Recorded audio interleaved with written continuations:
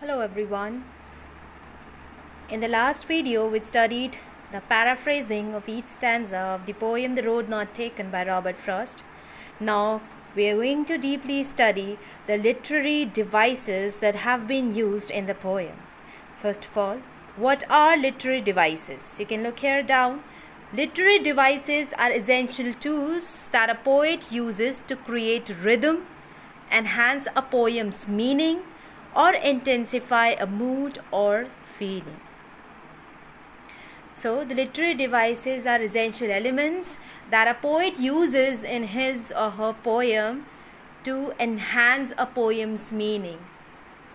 Like a woman wearing jewelries, making her more beautiful and attractive.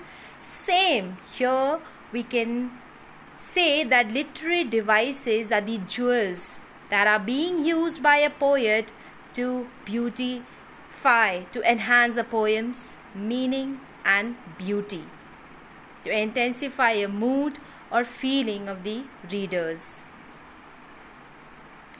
So, here are the literary devices that have been used: metaphor, anaphora, personification, alliteration, repetition, consonance, assonance, imagery. So these are the main devices that have been used here in the poem.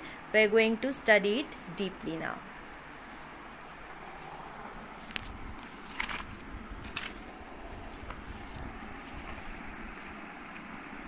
So here are the literary devices.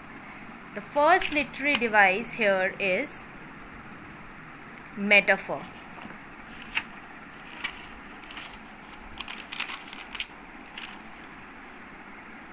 Metaphor. The whole poem is an extended metaphor. A metaphor is a figurative speech that describes an object or action in a way that isn't literally true but helps explain an idea or make a comparison. So, what is metaphor? It is also a literary device where it describes an object or action that is not true, but it makes a comparison between two things. Like here, take an example: two roads diverged in a yellow wood. So here, two roads are being compared as the ways of life.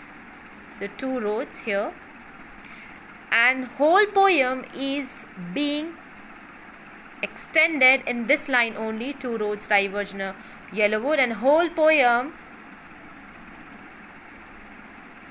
is dependent on this line, finishes in the same line too. Next literary device is anaphora. What is anaphora? Anaphora is the repetition of a certain word or phrase at the beginning of sentences or clauses. You will find these lines in your poem, like, and sorry I could not travel both, and be one traveler long I stood, and looked down as far as I could. You can see the highlighted words here, and. So here what is being repeated? And is repeated in the beginning of the sentences. So we can say that anaphora has been used here in these lines. Next is personification. What is personification? Personification, it is a figure of speech in which a thing, an idea, or an animal is given human attributes. Remember, the non-human objects are portrayed in such a way that we feel they have the ability to act like human beings. So what is personification? Where a thing, an idea, or an animal is given human characteristics, human attributes. They will act as if they are human beings. What? Idea or animal. Like here it is, the example is, because it was grassy and wanted wear. The path cannot want. Here what is written? Wanted wear. Wanting is a human need, wanting is a human attribute. So we can say that personification has been used here. Next is alliteration, the occurrence of the same letter or sound at the beginning of closely connected words. The occurrence of the same letter or sound. For example, wanted, wear, W. Next is repetition. It is a literary device in which a word or phrase is repeated 2 or more times. Word or phrase being repeated. For example, somewhere ages and ages hence. You can see the highlighted words ages, repeated twice. So we can say that repetition has been used here. Next is consonants. What is consonants? It refers to repetitive sounds produced by consonants within a sentence or phrase. For example, 2 roads diverged in a yellow wood. Second example, though as far as the passing there. So you can see the consonant sound D in the above example that has been repeated again and again at least 3-4 times, and then in the second example also the TH sound, both consonants. So we can say that consonants has been used here. Next is assonance. Assonance, just the opposite, refers to repetition of sounds produced by vowels within a sentence or phrase. What is repeated? Repetition of vowel sound. You can see here the same line, though as far as the passing there. You can see that vowel sound is repeated here, A 4 times. So we can say that assonance has also been used in the same line. Next, last is imagery. What is imagery? It makes use of particular words that create visual representation of ideas in our minds.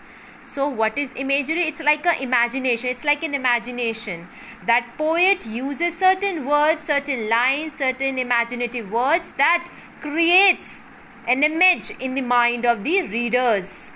Like for example, 2 roads diverged in a yellow wood. Just think about this line. Just imagine, try to imagine what picture comes to your mind. A picture of the woods. Woods means forest covered with yellow leaves is created in your mind with 2 roads present in the picture. Next, and both that morning equally lay in leaves, no step had trodden black. And if you try to imagine this particular line, you will see, you will find in your mind that an image has been formed. You will see a forest, you will see 2 roads, you will see that leaves are lying on both the roads and all the leaves are uncrushed. So this is the imagery device, figure of speech, or you can say literary device, or you can say poetic device. So these are the main poetic devices that have been used in the poem. I would also want you people to find out the rhyming scheme of the poem and also write down the rhyming words of the poem. Thank you.